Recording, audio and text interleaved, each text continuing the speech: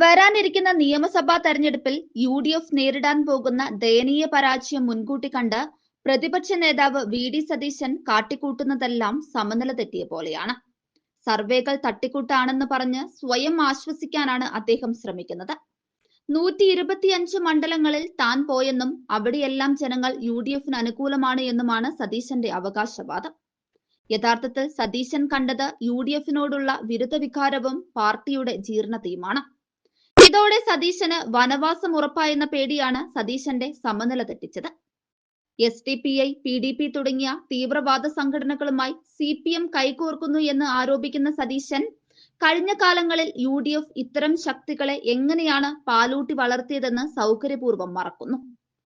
തീവ്രവാദ വോട്ടുകൾക്കായി അവിശുദ്ധ സഖ്യമുണ്ടാക്കുന്നതിൽ LDFും UDFും ഒരേ തൂവൽ പക്ഷികളാണ്.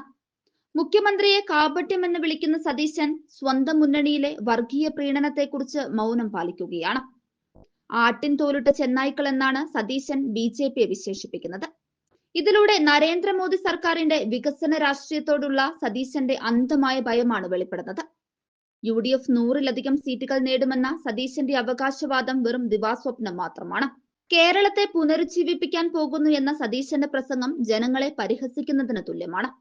6-ാം മാസവും 5-ാം തവണയും കേരളം ചുറ്റിയെന്ന് പറയുന്ന സതീശൻ കണ്ടത് BJPയുടെ വളർച്ചയും കോൺഗ്രസിന്റെ അസ്തമയവുമാണ്. ഭാരതത്തെ ലോകത്തിന്റെ നെറുകയിലെത്തിക്കുന്ന BJPയെ അധിക്ഷേപിക്കുന്നതിലൂടെ സതീശൻ കേരളത്തെ വോട്ടർമാരെ വിഡ്ഢികളാക്കാൻ ശ്രമിക്കുകയാണ്.